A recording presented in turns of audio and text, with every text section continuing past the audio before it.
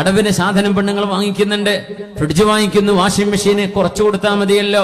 അതിന്റെ ഒറിജിനൽ പ്രൈസിന്റെ ഏറെയാണ്.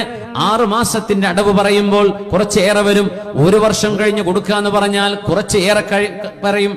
ഏതെങ്കിലും ഒരു സാധനം സമയത്തെ ബന്ധപ്പെടുത്തി ഒരു വസ്തുവിന്റെ വിലയെ നമ്മൾ വർദ്ധിപ്പിക്കുകയാണെങ്കിൽ, സാധനം ഇന്ന് തന്നാൽ ഇത്ര, നാളെ തന്നാൽ ഇത്ര വേണം, ഒരു സമയത്തെ ബന്ധപ്പെടുത്തി ആ പ്രൈസിന് നിങ്ങൾ മാറ്റം വരുത്തുകയാണെങ്കിൽ അതുതന്നെയാണ് പലിശ എന്ന് പറയുന്നത്.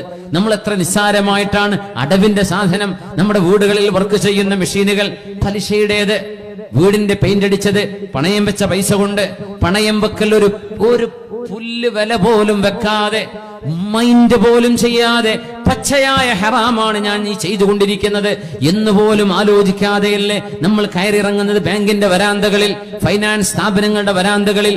ഒരു മനുഷ്യന് പ്രയാസം വന്ന്, എടങ്ങേറും പ്രയാസവും വന്ന്, ഒരു നിലക്കും ഒരു വഴിയും മുമ്പിലില്ലാതെ കുടുങ്ങിപ്പോയ ഒരു മനുഷ്യന് അള്ളാഹുവിനോട് പറയാൻ പറ്റുന്ന ഒരു കാരണമുണ്ടെങ്കിൽ, നിർബന്ധിത സാഹചര്യത്തെ കുറിച്ചല്ല ഞാൻ പറയുന്നത്, വളരെ നിസ്സാരം കൂളായിട്ട് ഹലാലായ ഒരു വഴിയും ആലോചിക്കാതെ അതങ്ങ് പണയം വെച്ചാൽ മതിയല്ലോ, അതങ്ങ് പണയത്തിന് വെച്ചാൽ മതിയല്ലോ എന്ന് കൂളായി പറയുന്ന പലിശ ഏർപ്പാടുകൾ ചെയ്യുന്നതിന് അള്ളാഹു നൽകുന്ന ശിക്ഷയാണ്. കരപറ്റാൻ കഴിയാതെ കല്ലുകൊണ്ട് ഏറുകൊണ്ട് നടുക്കയത്തിൽ കഴിയുന്ന എത്രയോ ആളുകൾ ഖിയാമത്ത് നാൾ വരെ ഖബറിന്റെ ലോകത്തനുഭവിക്കുന്ന ശിക്ഷയുണ്ട് പലിശ ഉപയോഗിക്കുന്നവർക്കെന്ന് പരിശുദ്ധ റസൂൽ സ്വല്ലല്ലാഹു